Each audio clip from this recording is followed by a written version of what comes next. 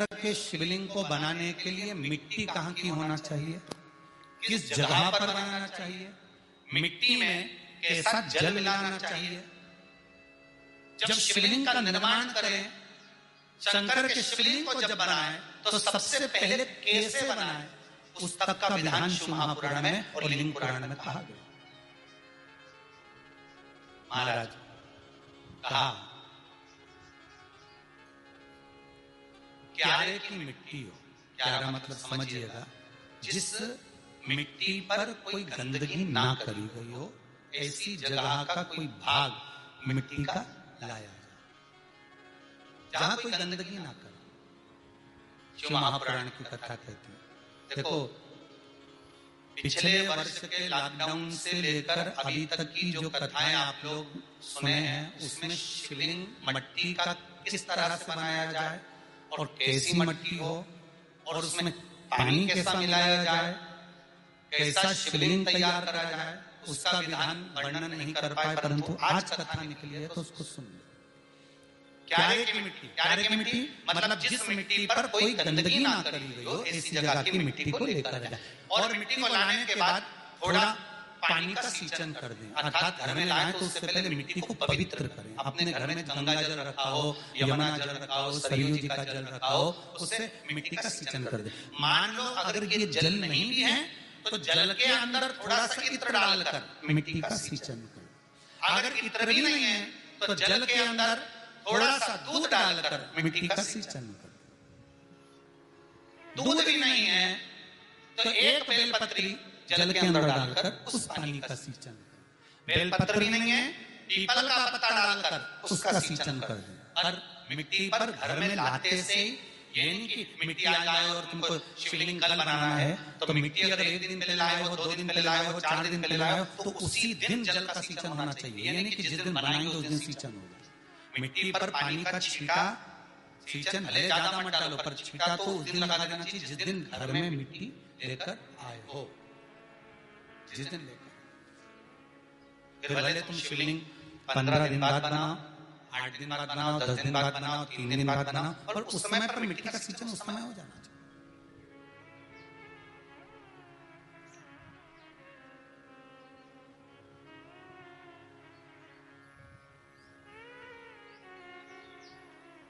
फिर कहा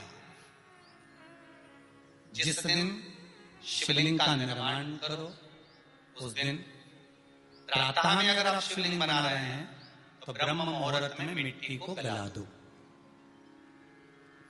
किस पानी से गलाना है उसका भी प्रमाण, उसका भी शास्त्र वर्णन करा। किस जल से गलाया जाए, शिव महापुराण की कथा कहती है अगर आपको आज शिवलिंग का निर्माण करना है, शाम को आप शिवलिंग का निर्माण कर रहे हो तो अपने पानी का जो मटका होता है, हंडा होता है, रसोई घर में जहां पानी भर कर रखते हो उसके नजदीक में एक कलश जिसमें अलग से ताजा जल भरा जाए और उस पर प्लेट ढकी हो और उस पर एक चावल का दाना रखा हो, उस जल को लेकर आओ।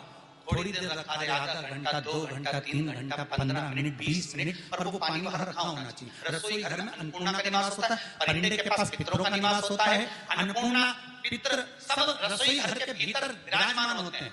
शास्त्र कहता है 33 कौटी देवता एक समय के लिए, एक क्षण के लिए हमारे रसोई घर में प्रवेश करते हैं। इसलिए रसोई घर को तुम पूरे घर को स्वच्छ रखो ना रखो, पूरे घर को तुम साफ रखो ना रखो, पर रसोई घर एकदम क्लीन होना चाहिए, साफ होना चाहिए, स्वच्छ होना चाहिए। आज के जमाने में तो खैर गया, पर पहले जब मिट्टी के चूल्हे होते थे, जब चूल्हा बंद होता था तो उसको गीला कर कर गोबर को या पानी में उसको गीला कर कर, एक कपड़े को गीला कर कर पूरे चौके को, रसोई घर को पोंछा जाता था। मिट्टी का होता था वो, तो भी उसको पोंछा लगाते थे, पोंछते।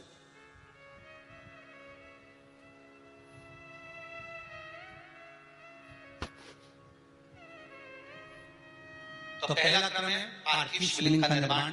सावन के महीने में अगर आप शिवलिंग बनाते हैं, सोमवार को शिवलिंग बनाते हैं, तो नियम ध्यान रखिएगा महाराज, लिंग पुराण से है ये, इसका नियम ध्यान रखिए। क्या करना है, मिट्टी को लाना है, जल का छींटा देना, छींटा जरूर देना। घर में लेकर आए और जल का छींटा होना जरूरी है। 2 दिन तक 3 दिन तक मिट्टी रखी हुई है, और उसके बाद अगर आपने पानी का छिड़का नहीं दिया है और आपने डायरेक्ट मिट्टी को गला दिया और उसके बाद बनाया तो उसका कोई प्रमाण नहीं। जल का छिड़का अवश्य, फिर उसको रख दें।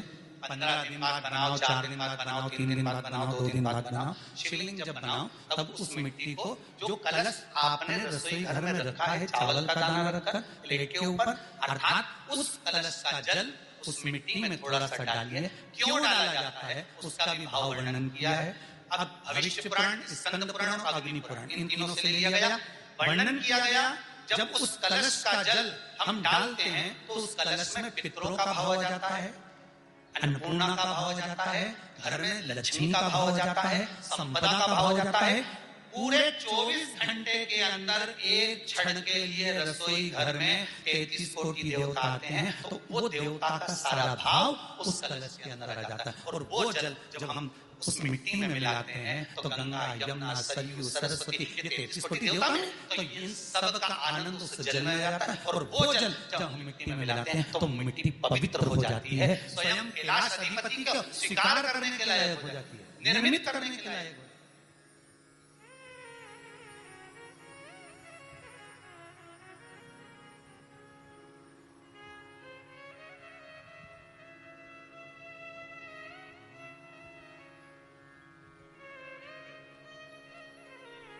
शिवलिंग का निर्माण। अब शिवलिंग का निर्माण कैसे करना? मिट्टी में गला दिया पानी में। सबसे पहले शिवलिंग बनाने से पहले पात्र जो होता है उसके नीचे बेलपत्र रखी जाती है। क्या रखना है? एक बेलपत्र। शंकर को झेलने के लिए कोई साधारण नहीं है पात्र जिसपे झेला जाए। स्वयं गंगा शिव की जटा में, और आप शंकर के शिवलिंग का निर्माण कर रहे हो, कोई साधारण नहीं हो सकता। स्वयं आप देश संहिता के अंतर्गत पढ़े कि ब्रह्मा और विष्णु, ब्रह्मा ऊपर जा रहे हैं, भगवान विष्णु नीचे जा रहे हैं, तो पता नहीं कर पा रहे कि यहाँ चरण कहां पर और शीश कहां पर है, उसको जान ही नहीं पा रहे।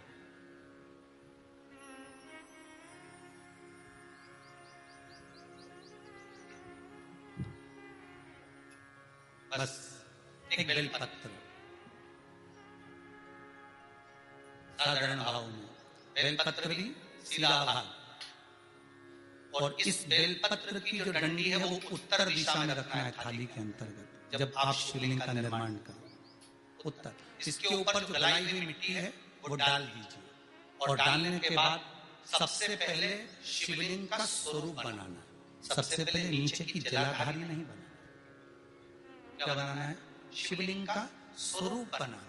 बनाने के बाद उसी शिवलिंग के पास में और मिट्टी डाल लीजिए, फिर जलाधारी का निर्माण करें। फिर जलाधारी,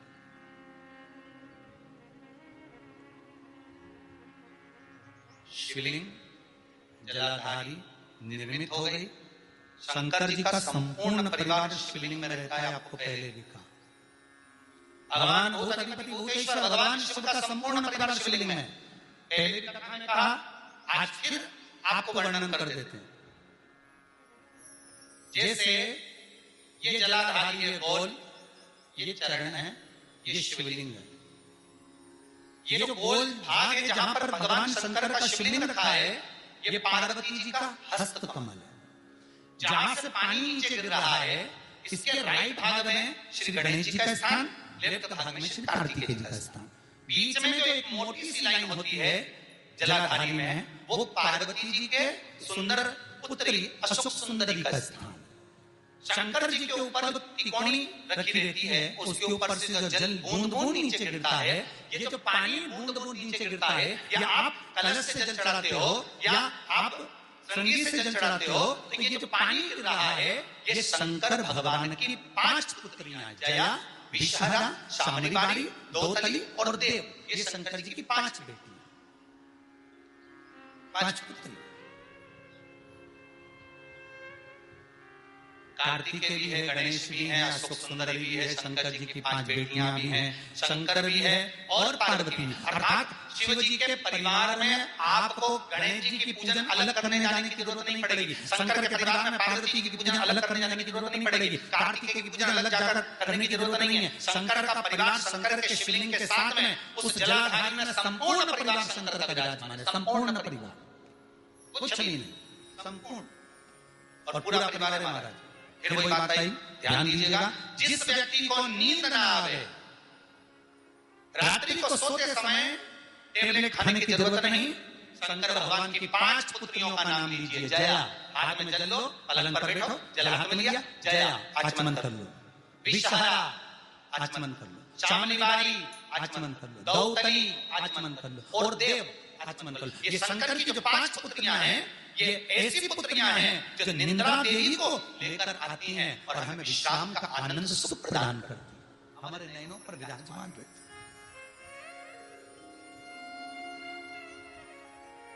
हाँ, यदि विवाह नहीं हो रहा, शादी नहीं हो रही है, बहुत समय से लगन देख रहे हो, शादी नहीं हो रही, बहुत समय से परेशान हो गए कि विवाह नहीं हो रहा, तो टेंशन में पड़ गए, लड़की 28 साल 30 साल का लड़का हो गया, विवाह नहीं हो रहा, कुछ मत करो। अष्टमी तिथि आए तो अशोक सुंदरी वाली जो जगह है वहां पर हल्दी की 7 बिंदियां लगा दो, लड़का लड़की का हाथ उस बिंदी पर लगा दो, उसका नाम गोत्र बोलो, उसी हल्दी में उसके हाथ पीला करवा दो और पीपल के पेड़ पर उस हाथ के 5 छापे पड़वा दो, 3 महीने में विवाह पक्का हो जाता है महाराज। उसका इतना, अशोक सुंदरी के उस हल्दी का इतना प्रमाण।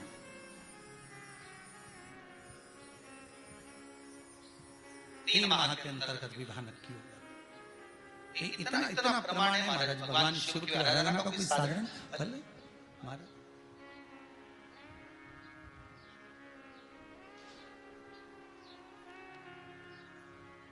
निर्मित करा शिवलिंग। एक बार सब जितने भी टीवी पर बैठे हैं, समूह में कथा सुन रहे हैं,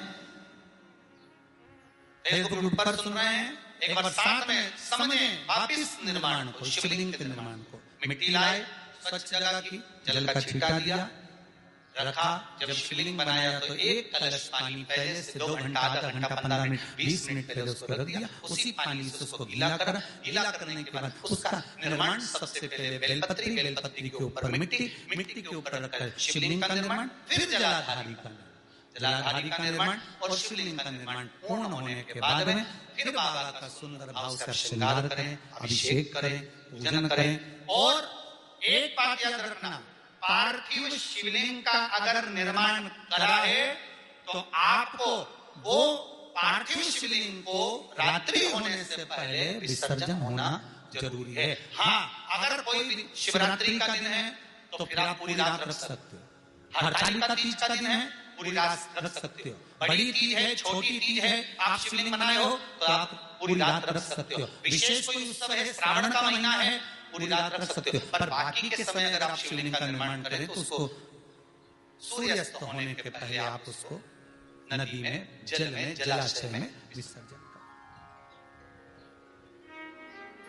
और ध्यान दीजिएगा, विसर्जन करते समय जब आप विसर्जन करें, पानी में अपने पात्र को, शिवलिंग को जब छोड़ें, उस समय पर ध्यान दीजिएगा कि शिवलिंग की जो जल की धार है, जिसका उत्तर की ओर जो जल की धार होती है, विसर्जन करते समय वो जल की धार अर्थात वो उत्तर का भाग हमारी ओर होना चाहिए और थाली इस तरह से पकड़ें कि वो भाग हमको जब डालें तो वो भाग हमको दिखे, थोड़ा सा नजर आए पानी में डालते समय। और जब वो थोड़ा भाग दिखा रहे और जिसलिए आपने शिवलिंग बनाया, जिस कामना से आपने शिवलिंग बनाया है, वो कामना उस भाग को पानी में देखते देखते बोल दीजिए, वो कामना पूर्ण हो जाती है। इसको कहते हैं पार्थिव शिवलिंग का निर्माण करना और उसकी आराधना करना। उसकी आराधना कई लोग करते हैं, बना भी लेते हैं, पूजन भी करते हैं और कई बार कहते हैं हमारा काम नहीं, तो उसमें भगवान का दोष नहीं है। दोष अपना देखो, आप आए नहीं, सुबह हो गई, मेरी पूजा की थाली धरी की धरी रहे, क्यों नहीं आए, किस लिए नहीं, वो हमें देखना।